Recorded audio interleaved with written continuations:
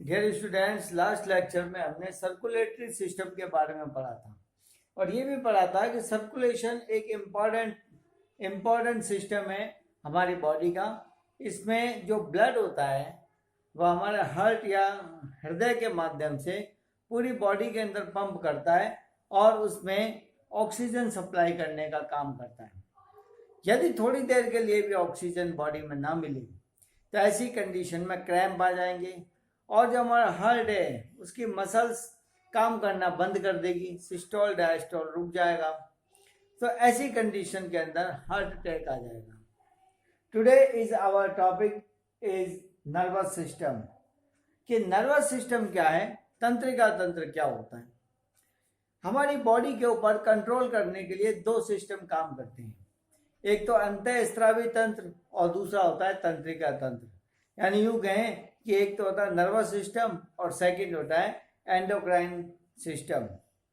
Endocrine system में विभिन्न प्रकार के हार्मोन्स का सीक्रेशन होता है और बहुत सारी ग्लैंड्स होती है जिनसे हार्मोन बनता है, जैसे पिट्यूटरी ग्लैंड है, थायराइड ग्लैंड है, एड्रिनल ग्लैंड है। ये बॉडी पर कंट्रोल करने का काम करते हैं। जबकि नर्वस सिस्टम या तंत्रिका तंत्र में बहुत सारी तंत्रिकाएं पाई जाती है, यानी नर्वस सेल या यूं कहें कि न्यूरॉन्स पाए जाते हैं। ये न्यूरॉन्स पूरी बॉडी के अंदर फैले हुए होते हैं और ये हमारी बॉडी को कंट्रोल करने का काम करते हैं। ये न्यूरॉन्स होते हैं, ये बाहर जो एनवायरनमेंट से जो उद्दीपन या स्टिमुलेशन होते हैं इसको ग्रहण करते हैं, बदले में आंसर प्राप्त होता है और वह आंसर बॉडी के अंदर विभिन्न भागों के अंदर चला जाता है। तो ये क्या करते हैं, जो संवेदनाओं को मस्तिष्क तक पहुंचाते हैं और मस्तिष्क से जो भी आंसर प्राप्त होता है उसको उन अंगों तक पहुंचाते हैं जहां पर क्रिया संपन्न होती है।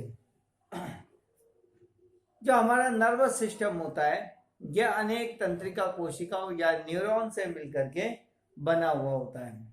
ये तंत्रिका तंत्र जो होता है बॉडी के पूरे सिस्टम पर कंट्रोल करने का काम करती है। ये अनुभवों का जो हमें एक्सपीरियंसेस होते हैं उसका स्टोर करती है। साथ ही वॉलेंट्री और अनवॉलेंट्री जो रिएक्शंस होती है, यानी ऐच्छिक और अनैच्छिक क्रियाएं होती है, उस पर कंट्रोल करना करती है। बोलना, लिखना, सीखना, तर्क शक्ति, ये सारी जो क्रियाएं होती है इसके ऊपर कंट्रोल करने का काम करती है।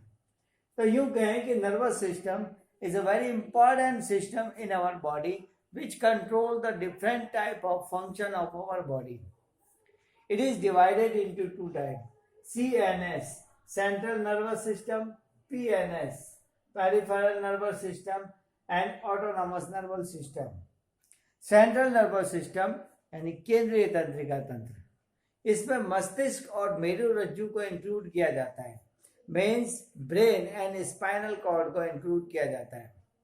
सेकंड होता है पीएनएस, पेरिफेरल नर्वस सिस्टम।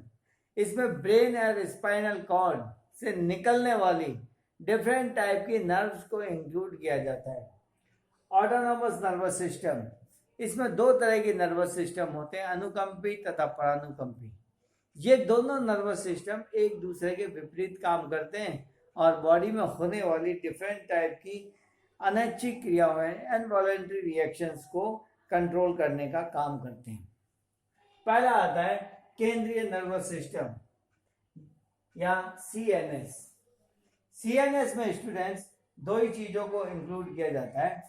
पहला तो इसमें इंक्लूड होती है ब्रेन और दूसरा इसमें इंक्लूड होती है स्पाइनल कॉर्ड। तो इसमें ब्रेन और स्पाइनल कॉर्ड को इंक्लूड किया जाता है। एक ब्रेन की स्ट्रक्चर क्या होती है, तो it is very important structure. Sometime the question asks that what is the level diagram of our brain. Brain का नामांकित चित्र क्या होता है, कभी कभी आता है। तो ये हमारे ब्रेन का एक नामांकित चित्र है।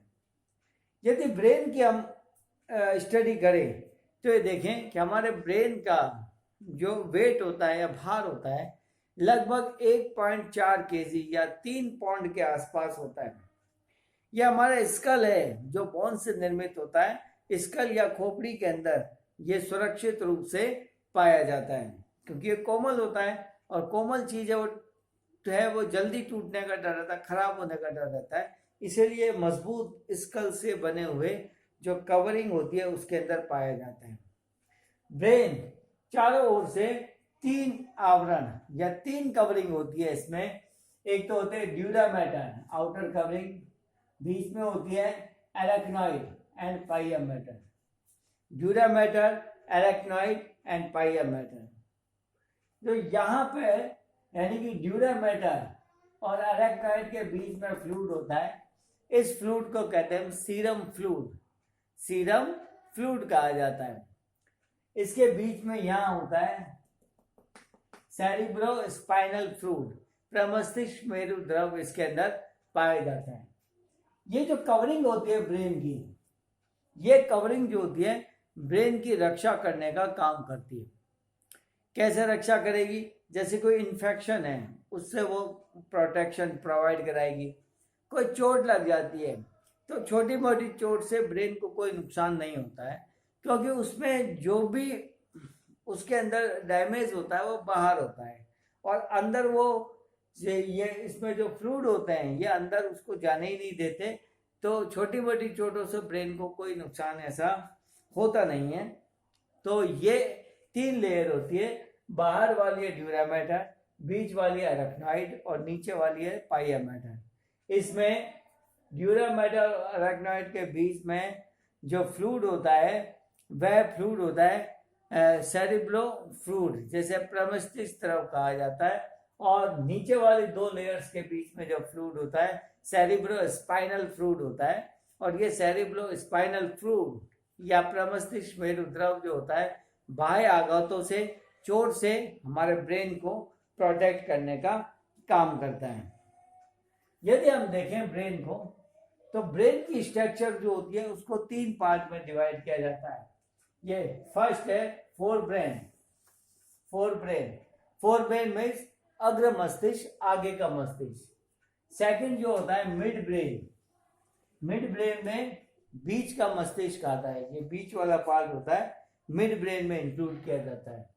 और हिंड ब्रेन, इसके अंदर आता है पश्चिम मस्तिष्क आता है, हिंड ब्रेन में पश्चिम मस्तिष्क आता है। अब सबसे पहला फोर ब्रेन, जो फोर ब्रेन होता है इसको कितने भाग में डिवाइड किया गया है? फोर ब्रेन को 2 पार्ट्स में डिवाइड किया गया है। पहला है सेरिब्रल और सेरिब्रम एंड डायनसेफेलॉन, तो प्रमस्तिष्क और डायनसेफेलॉन के अंदर इसको डिवाइड किया गया है। जो मिड ब्रेन हो रहा है इसे भी 2 पार्ट में डिवाइड किया है। ये है crura cerebri and corpora quadrigemina. Crura cerebri and corpora quadrigemina. इस तरह से जो पश्चिम मस्तिष्क होता है इसे भी कुछ पार्ट्स में डिवाइड गया। अनुमस्तिष्क जो बीच में होता है, उसके बाद में पोन्स ये रहा पोन्स वाला भाग, पोन्स, और उसके बाद में जो थर्ड पार्ट होता है मेडुला ऑब्लिगेटा, ये वाला पार्ट है, ये रहा मेडुला ऑब्लिगेटा। 3 पार्ट्स में इसको डिवाइड किया गया। अब सबसे पहले बात करते हैं अग्रभाग की, या फोर ब्रेन की बात करते हैं। फोर ब्रेन की बात करें क्योंकि इसमें ये जो होता है ये हमारे ब्रेन का 80% पार्ट कवर कर रहा है। It is very important part of our brain due to presence of cerebrum. We are the most powerful organism. यूं कहें कि हम सबसे बुद्धिमान हैं, हम में बुद्धि बहुत ज़्यादा है। उसका कारण होता है कि हमारा जो सेरिब्रल होता है या प्रमस्तिष्क होता है वह सबसे ज़्यादा बुद्धिमान होता है। तो यूं कहें कि हमारा प्रमस्तिष्क या सेरिब्रम जो होता है अन्यों की अपेक्षा ज़्यादा विकसित होता है, और इसीलिए यानी ह्यूमन बींग्स अन्य ऑर्गेनिज्म से ज़्यादा बुद्धिमान इसको माना जाता है। इसके 2 पार्ट होते हैं। ये देखिए गहरी इसमें ईटर होती है या खांच होती है जिससे 2 भागों में बटा होता है। एक होता है लेफ्ट, एक होता है right. Left cerebrum and right cerebrum, है ना, बायां प्रमस्तिष्क और दायां प्रमस्तिष्क। ये दोनों एक स्ट्रक्चर से जुड़े हुए रहते हैं। इस स्ट्रक्चर को कहते हैं कॉर्पस कैलोसम। स्ट्रक्चर को क्या कहते हैं? Corpus callosum. तो स्टूडेंट, ये भी एक क्वेश्चन होता है कि भाई हमारे दोनों सेरेब्रल हेमिस्फीयर जो होते हैं ये किस के द्वारा जुड़े होते हैं? ये दोनों कॉर्पस कैलोसम के द्वारा जुड़े हुए होते हैं। इसमें अनेक फोल्ड पाए जाते हैं। इसमें आउटर साइड में जो फ्लूइड होता है उसको कहते हैं ग्रे मैटर, और इनर साइड में जो फ्लूइड होता है उसको कहते हैं व्हाइट मैटर, इसके अंदर कहा जाता है।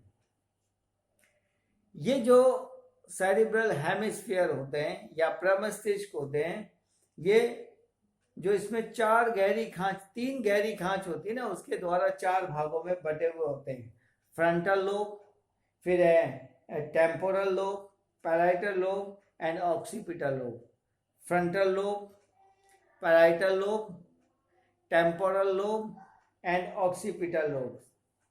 अब इसके काम क्या होते हैं? प्रमस्तिष्क या सेरिब्रम के क्या काम होते हैं? इसका काम सबसे पहला होता है दर्द, चुभन आदि की सूचना जो होती है वो कहाँ देगा? ब्रेन के उस पार्ट में देगा जहां से इसको कंट्रोल किया जाता है।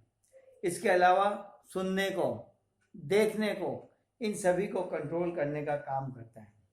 फिर होता है कुछ प्रेरक कार्य, जैसे याददाश्त, तर्क शक्ति, चेतना, अनुभव, विश्लेषण मीन्स एनालाइज, इनकी जो कैपेसिटी होती है उसको प्रदान करता है। साथ ही स्मेल हम सूंघते हैं, उसकी ये प्रदान करता है।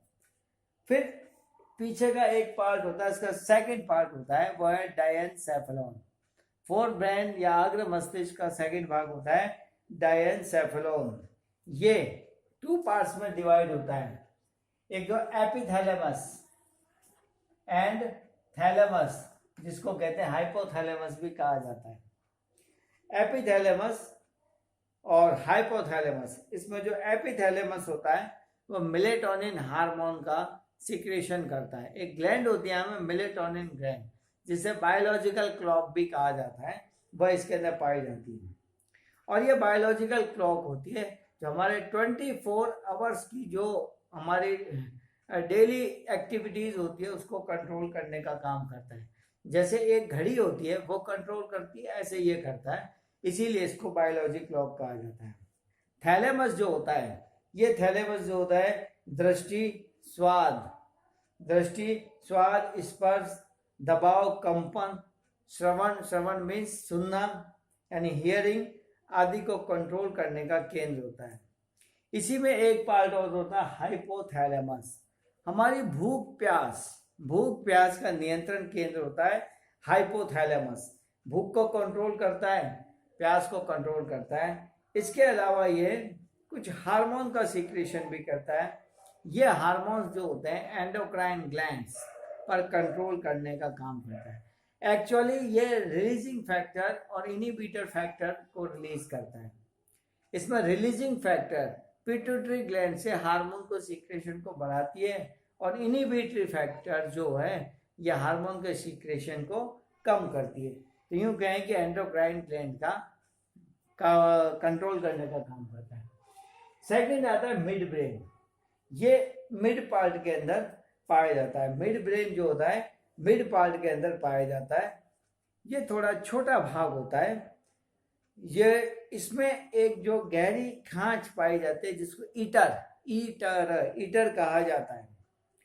ये हमारी जो मसल्स होती है उनमें जो मूवमेंट होता है, मसल्स के मूवमेंट को कंट्रोल करने का काम करता है। किसको? मसल्स के मूवमेंट को कंट्रोल करने का काम करता है। साथ में सुनने वाली जो क्रियाएं होती है, श्रवण क्रियाओं को, हियरिंग को कंट्रोल करने का कार्य करता है। नेक्स्ट होता है पश्च मस्तिष्क जिसे हाइड ब्रेन कहा जाता है।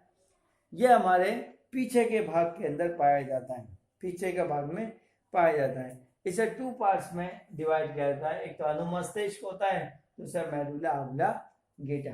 अनुमस्तिष्क और मेडुला ऑब्लांगेटा, इसमें यहाँ पे अनुमस्तिष्क वाला क्षेत्र दिखाई दे रहा है। यह अनुमस्तिष्क वाला क्षेत्र बॉडी के ऊपर कंट्रोल करने का काम करता है। जब हम चलते फिरते हैं तो उसके ऊपर कंट्रोल करने का काम करता है। जैसे रेल की पटरी है, रेल की पटरी के ऊपर हम पैदल चल रहे हैं, तो अपने हाथ पैरों की सहायता से हम उसको कंट्रोल करने का काम करते हैं। ये कंट्रोल हाथ पैर तो हम करते हैं, लेकिन उसको कौन कंट्रोल कर रहा है? ये हिंड ब्रेन जो होता है वो उसको कंट्रोल करने का काम करता है। यूं कहें कि ये हमारी बॉडी में ऐच्छिक गतियां, वॉलेंट्री जो मूवमेंट होता है उसको कंट्रोल करने का काम करता है। साथ में मसल्स में एक तरीके का बैलेंस बनाए रखने का काम करता है। यूं कहें कि मसल्स में होने वाले मूवमेंट को भी कंट्रोल करने का काम करता है। एक होता है पॉन्स, इसका भाग है पॉन्स, PONS, पॉन्स। ये पॉन्स जो होता है ये जस्ट इसके किसके, जो अनुमस्तिष्क होता है उसके जस्ट नीचे की ओर पाया जाता है। यह चबाने, आंसुओं को निकलने, और जो हमारी जो आईज होती है उसका जो मूवमेंट होता है, यानी यूं कहें कि नेत्रों की गतियों को कंट्रोल करने का काम करता है। फिर होता है मेडुला ऑब्लांगेटा। ये मेडुला ऑब्लांगेटा बहुत पीछे वाला पार्ट होता है, और ये मेडुला ऑब्लांगेटा हमारे बॉडी की अनैच्छिक क्रियाओं को, इनवॉलेंट्री रिएक्शन को कंट्रोल करने का काम करता है। जैसे रिदमिक मूवमेंट होता है, क्रमांकुचन गति। जब हम भोजन खाते हैं तो भोजन खाने के बाद में वो हमारे स्टमक में जाता है, पेट में जाता है, वहां पे इस तरह की गति होती है ताकि उसको भोजन को पचाया जा सके। हम चाहें चाहे नहीं चाहें वो गति तो होगी, उसको कंट्रोल करने का काम करता है मेडुला ऑब्लांगेटा। अब आप सोचिए, जब हम भोजन को निगलते हैं तो निगलना हमारे बस में होता है। एक बार निगलने के बाद आप कितनी भी कोशिश कर लो वो आपके स्टमक में जाएगा ही जाएगा। यहाँ तक कि उल्टे होकर भी निकलोगे तब भी एक पोजिशन में स्टमक में जाएगा। तो इसको कंट्रोल करने का काम करता है। साथ में जो इसकी फोर्थ कैविटी होती है, किसकी, मेडुला ऑब्लांगेटा की फोर्थ कैविटी होती है, उसको निलय भी कहा जाता है। तो ये हमारे एलिमेंट्री कैनाल या आहार नाल की जो क्रियाएं होती है उसको भी कंट्रोल करने का काम करता है। इसके साथ में पाया जाता है स्पाइनल कॉर्ड। तो स्टूडेंट्स, नेक्स्ट लेक्चर में हम ये पढ़ेंगे कि स्पाइनल कॉर्ड या मेरुरज्जु क्या होती है, किस तरह से इसकी स्ट्रक्चर है, और ये रिफ्लेक्स एक्शन को किस तरह से कंट्रोल करने का काम करती है। मैं इसके नोट्स आपको सेंड कर दूंगा और आप ध्यान से उसको उतारना और पढ़ना। Thank you.